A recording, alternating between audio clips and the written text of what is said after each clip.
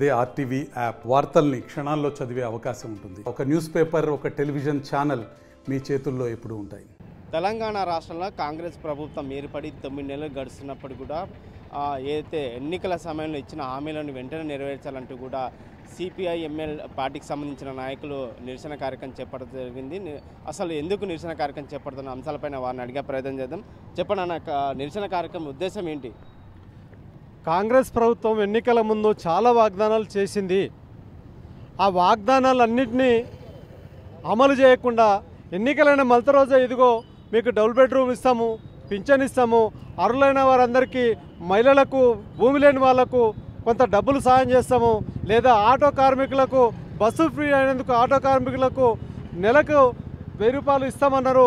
అట్లా రేవంత్ రెడ్డి ప్రభుత్వం ఏవైతే హామీలు ఇచ్చిండ్రో హామీలు 7 నెలలైనా 6 నెలలైనా ఆయన హామీలు ఎక్కడ అమలు కావట్లేదు. ఇవాళ రుణమాఫీ చేసినని ఊరూర్లో ఆయన కార్యకర్తలు డంకా బజాయించుకుంటున్నారు. కేసీఆర్ 1,00,000 రూపాయలు మాఫీ అయితే ఎన్ని డబ్బులు వచ్చినావో ఈయన 1,50,000 మాఫీ చేసినా 2 లక్షలు మాఫీ చేసినా అన్ని డబ్బులు రావట్లేదు. ఎందుకంటే గత 10 సంవత్సరాలుగా కేసీఆర్ రేషన్ కార్డులు ఇవ్వలేదు.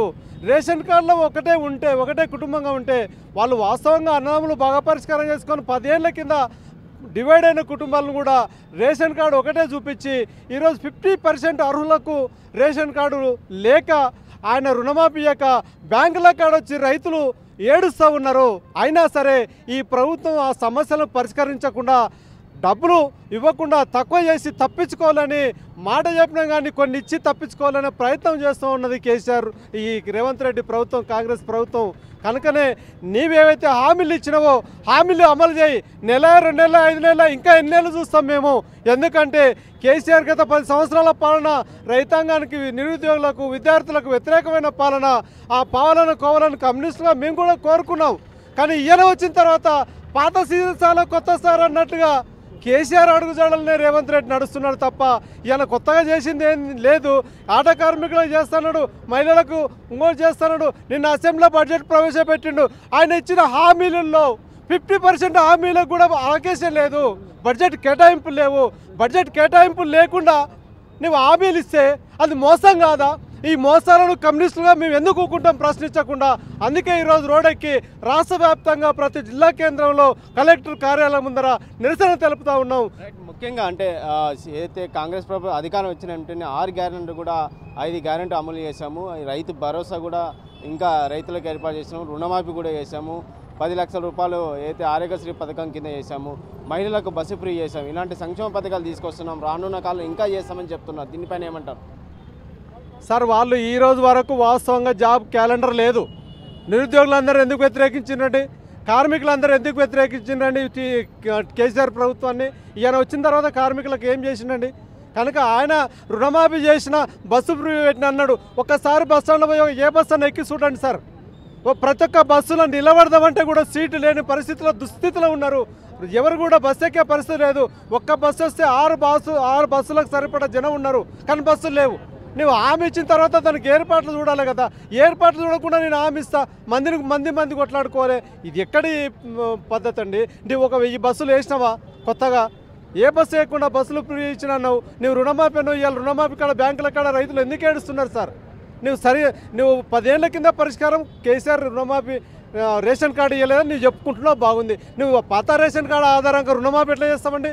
రుణమాఫీ అన్న తమ్ములు ఏర్పాటై 10 ఏళ్ళు అయింది. ఇవాళ అన్నకు రుణమాఫీ అయితే తమ్మిని కాదు, తండ్రికి రుణమాఫీ అయితే కొడుకు కాదు. ఇదేం పద్ధతి అండి? ఇది పద్ధతే? ఆయనకి ఆ మాత్రం లేదా? కింద ఆయనకి ఎవరు ఎగ్జిక్యూటివ్ లేరా చెప్పేటోళ్ళు? కలెక్టర్లు లేరా? ఇది కదా విషయము. రైతాంగ నాశనం అవుతున్నారు, బ్యాంకుల కాడ రైతులు ఏడుస్తున్నారు. దాన్ని ఎప్పుడు పరిష్కరిస్తారు రేవంత్ రెడ్డి? విషయం ఇది కదండి.